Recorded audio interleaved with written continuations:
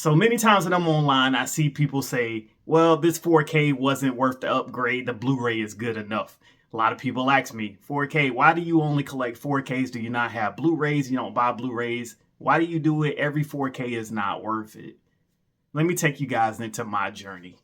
2012, I was working. I had just finished school. My job decided to promote me, and they relocated me to another city. As you guys already know, anytime you got to pack up and move, you start looking at a lot of stuff like, man, I don't want to move all this stuff. You just start throwing away a lot of stuff. So what I did was I said, you know what? I'm about to transition to a new point in life. I'm not going to have time for this. So what I decided to do was we had a yard sale. We got rid of a lot of stuff. A lot of my Blu-rays, DVDs at that point in time, I had as part of that yard sale because I already knew, hey, this isn't a hobby that I just really wasn't into it like that. I wasn't an extreme collector like a lot of people. Like, I was just buying the movies as you should do. Just buy the movies that you really like that you're going to watch. So I did that. So a lot of stuff was just stuff I really loved rewatching, but I felt like I didn't have time for it anymore. Transitioning to a new position, new point in life. So I sold a lot of that stuff at a yard sale. What I didn't sell ended up going to the Goodwill. Some stuff I kept, like some of my wrestling cartoons and stuff like that. I ended up keeping, but I just knew I didn't have time for it. So circle from 2012 on up to about, I think I started YouTube in 2017. Yeah, I think my homeboy he does YouTube, Mr. Orchard Beach. You can check him out. He's in the sneaker community, the travel community. Check out his channel. He talked me into finally doing YouTube. So I started YouTube, but I didn't know what I wanted to do at the time. I was really into UFC and video games. So I said, you know what? Let me do something a little bit different. So I meshed the two. I would play video games and talk about the UFC fights. So I was doing that, but then it really wasn't kicking off. I didn't understand YouTube and all the algorithm and all that stuff. So it wasn't kicking off. So I just tried to just do video games and not really talk about the UFC stuff as well. So as I was doing that, it was a lot of fun. Views wasn't really there. I was only getting like 30, 40 views. And, I started doing Twitch. I was streaming on Twitch at the same time as recording my videos. That's how I would do it. Stream on Twitch, take that stream and just post it to YouTube and let that be that. That was two ways of doing it. Over time, I started to realize, you know what, this isn't a hobby I can keep up with. At that point in time, it was mainly just Call of Duty that was really big. So unless you was just a COD streamer doing COD all year, every year, then you had to keep up with every new game that was coming out. And there was no way I was paying $60 for every game that was coming out so that I can, try to build the channel and all that. So I sat there and I was like, you know what can I do that's a lot cheaper that I really enjoy? And I said, you know what, I used to collect movies. Why don't I go back to doing that? So I seen that the 4K had just came out. And I was like, you know what, let me do that. I don't really see anybody really doing the 4Ks just yet. So let me venture into that. So I decided to get into 4Ks. I found out, I think it was Fox that had their own store. And they had like, I think 20% off you could get like every single time, every single purchase. So a lot of my first titles came from Fox on foxconnect.com when they had that shop. And you could get like the extra percent. I believe it was 20%. So a lot of my 4Ks came that way. So I started having fun with it. And, I was like, I really enjoy this 4K thing. This is my avenue. I'm going to stick with that. I'm not going back to Blu-ray because it's easy to go down that rabbit hole. Blu-rays can be found for next to nothing these days. So I was like, I don't want to rebuy movies that I already purchased one time. Now, do I understand that every movie that I love may not come to 4K? Yes, I do. But I'm willing to take that chance and wait it out. If I start buying any Blu-rays, I'm just going to go down that rabbit hole of saying, oh, this movie's only $1. This movie's only $2. Let me grab it. Then I got all this stuff that I know I don't really want. Or then once I buy it, y'all already know how it is. You buy a Blu-ray, next thing you know, here comes the announcement that the 4K is coming. It happens, so I don't want to take that chance. So I said, you know what? No, I'm sticking to 4Ks. So I started my YouTube back over. I transitioned my YouTube to nothing but 4K content. I do wish, going back and thinking about it, I wish I would have dug deeper from the beginning and really talked about what was coming out, doing the movie reviews, and just really diving deep into 4K, talking about specifications and all that stuff. I wish I would have did that. But to continue on with my journey in 4K. So I did that. I always try to take advantage of work. That's why you guys see a lot of my videos I record them at work because I'm sitting there. I get there early before it's even time because I drop my daughter off So I got time to make a video real quick. So that's why I utilize work, because it's quiet. I have my own office. I can close the door. Nobody's coming in and out that early. So I get my videos done very quickly, just like that. So I take advantage of it so I don't have to utilize my time at home to record content. Very smart, right? Yeah. But anyway, yeah, so that's how I navigate the YouTube and home life. So even before what I do now, when I was a manager, what I would do, I had an hour lunch break. So every Tuesday, if I had to work, in the beginning, I did have to work on Tuesdays, but then I started to get more of a set schedule. So in the beginning, I would take my lunch break. Best Buy was right down the street, and Walmart, 2 different ways. So I would go ahead and order my movie for pickup. I think they had pickup at that time, maybe not. But I would go ahead to Best Buy on my hour lunch break, and I would go ahead and film my video, and I would get it out later in the day. Now, once I finally started getting every Tuesday off, that was usually my day off that I requested. I was like, can I start getting Tuesdays off? Because I started playing, the YouTube thing started playing in my mind more. If I can hurry up and make the video and get it out, I can be the first one to the views. That's how I was thinking of it. But I wouldn't say that necessarily worked. Everybody's channel is different. The algorithm is different on when it's going to pick up your video and push it out. But that was my thinking. Let me be first. So I started having Tuesdays off. First thing I would do was jump up right before Best Buy was about to open. I'd be in the parking lot, go ahead to Best Buy, start filming. Some days I would go ahead and do Best Buy and Walmart, because Walmart was right down the street. So I started transitioning, trying to be like, let me do 2 stores instead of 1 to give people a little bit of a longer video and a little bit more content, whether I would do Best Buy video or Walmart video, 2 separate videos. I was just trying to take advantage of anything that I could to give more content or longer content.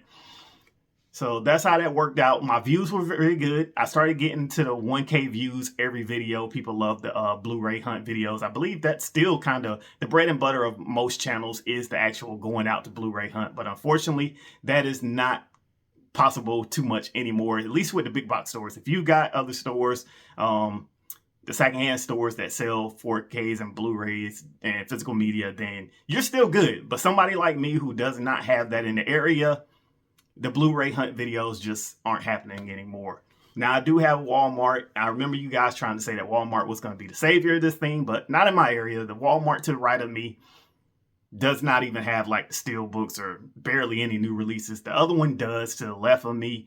They've got the new releases. They've got the steel books, but unfortunately, it's a crap toss on when they're going to be on the shelf, because Tuesday can come. You can go in first thing in the morning. It's not there. You can go in at 1, 2 in the afternoon. None of those new releases are there. Sometimes you can go at 3, 4 o'clock. They may not be there, so you got to come back the next day, and quite possibly they are finally on the shelf. So that's how it works. But nonetheless, man, my journey into 4K has been quite the journey. To go back to the beginning of when I really started doing this content creating with movies, I would not watch anybody's videos. I figured if I start watching these other content creators, you're going to start to emulate some of the things that they do because you see it as successful.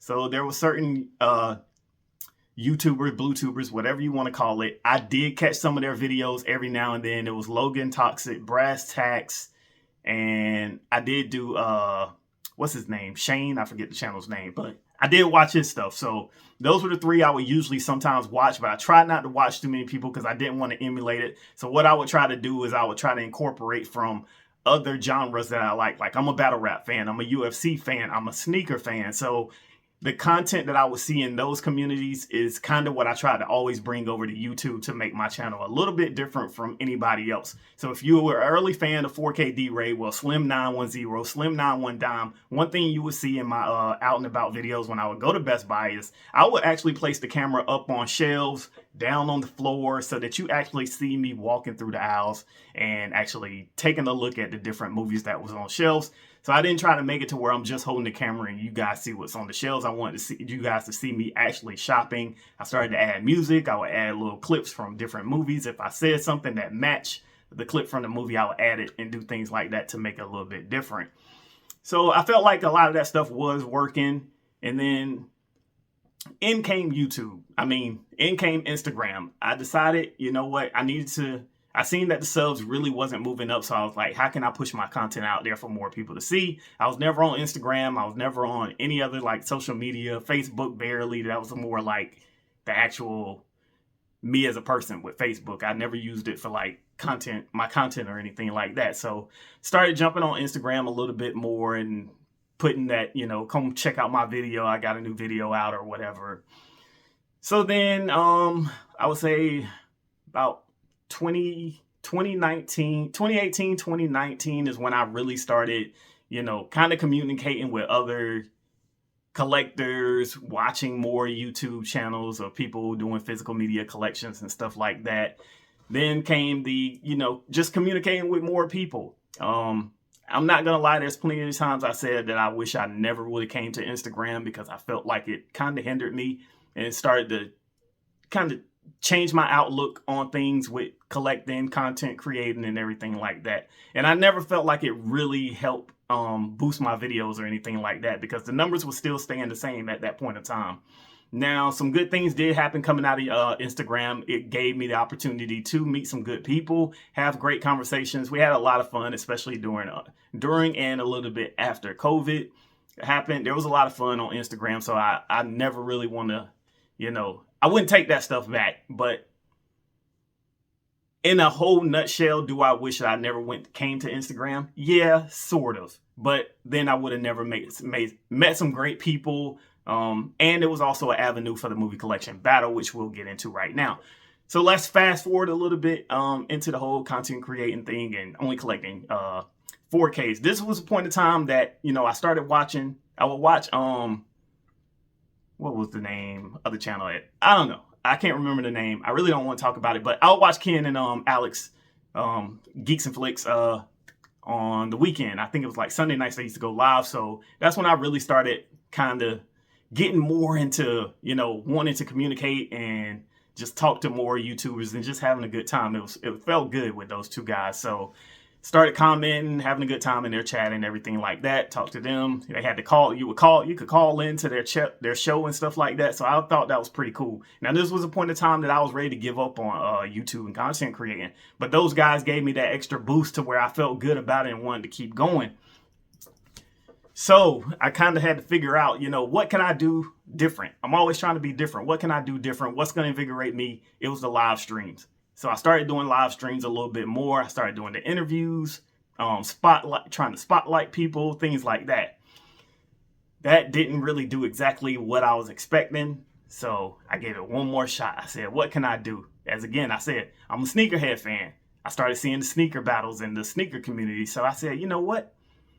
I can bring that over here to movie collectors. So I was like, okay, how can I format it? It was the same format. How can I create questions and bring the same type of excitement, hopefully, to this community? Because I knew a lot of people here are very quiet. They're very quiet kept. They like, they only mesh with certain people. They only like certain creators. That's all they're going to watch.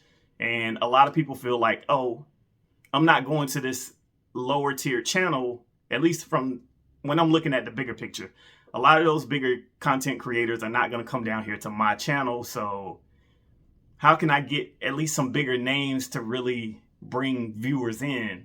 So I was like, man, this is going to be a tough task, but I'm up to it. So I found my first two contestants. These were two guys that I seen on Instagram. I would see them talking to each other and meet up. So I was like, you know what, since these two guys are friends already, they seem to have a great relationship from what I see. Let me ask them first. So I got Ken and AJ to come on first for the movie collection battle. It was a fun time, man. It went a lot faster. I didn't have everything laid out yet of how I wanted to do it, but it worked out very good. Those two guys said they had a great time. I had a great time. So it was only up from there. I enjoyed the first one. So I was like, you know what? I got to keep this thing going. So we kept it going, man. It was very tough, but we kept it going week to week. Every Thursday, did not miss a Thursday for a very long time. And it just kept growing and growing and growing, man. Let me tell you guys, with the movie collection battle every Thursday, I would get so nervous. Like, I had to go to the bathroom at least 3 times before the show started because I'm so nervous that I just kept having to pee for some reason.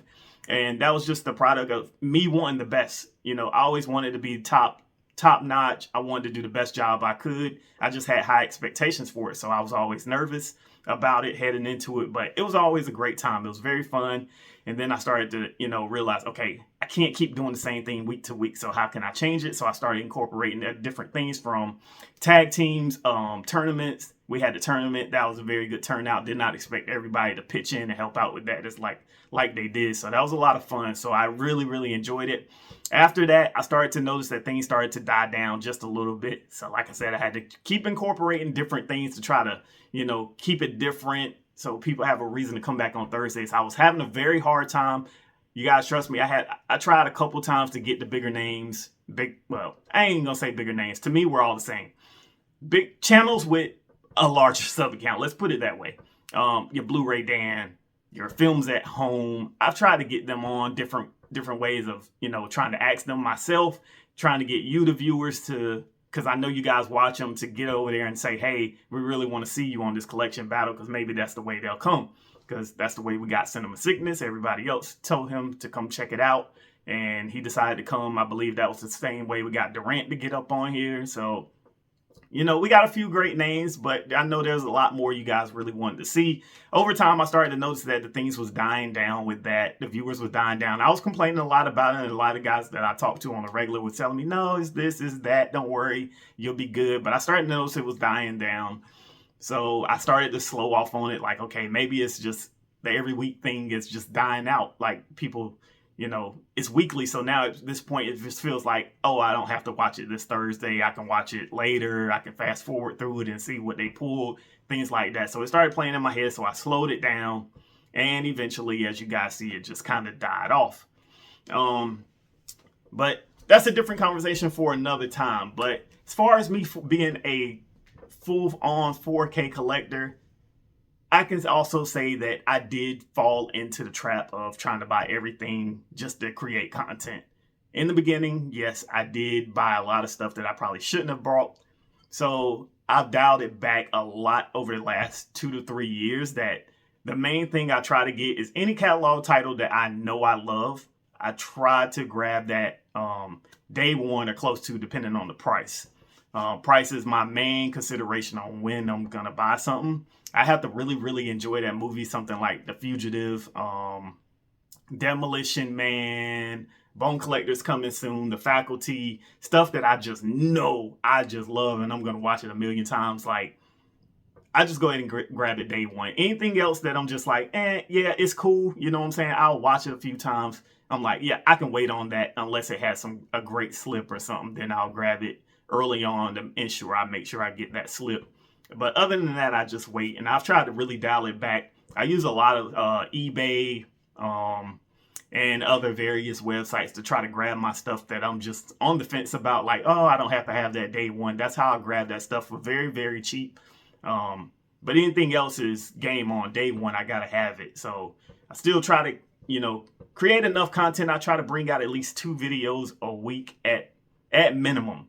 But I'm gonna be honest, the drive, the fun, it's not there anymore. And I believe that a lot of it is because I just don't have any store to go in to see this physical media. That's a big part of the collecting part, man. I know a lot of people like to go in and look at the slips and try to grab the best one, or steelbook to look at the dents and stuff. Me, I just like seeing the ample amount of movies on the shelf. It doesn't matter whether I want the movie or not. I just like to see it there. So not being able to see these movies, because my Walmarts are trash. I don't know about you guys. I see some people with some good Walmarts, but mine are absolutely trash. And when I go in there, I don't see anything on the shelves but the same crap every week. And it's mostly like the TV sets and the anime and stuff like that. I don't see none of the new releases. So, it just brings me down not to see it in stores. So it just does something. And I'm like, man, like, it makes me not even want to do too much of the content creating anymore. But sometimes I do still have fun with it. So, I'm still gonna give you guys the content when I can. Would I still give you guys a battle?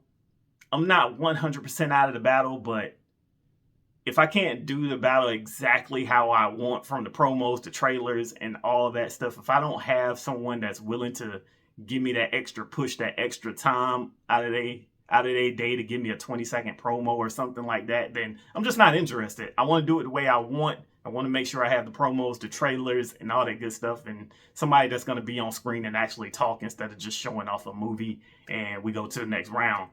I want to have a great time, so that's why you guys haven't really seen a battle lately in a long time, let's just be honest. But yeah, man, that's it in a nutshell, man. Hopefully I gave you guys every bit of information I can on why I am nothing but a 4K collector. Hopefully you guys have listened to this whole video, which you probably didn't because it's pretty long.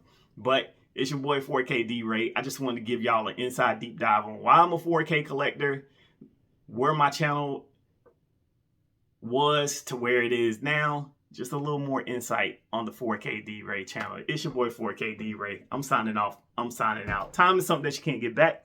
So thank you. Spending it right here with your boy. We.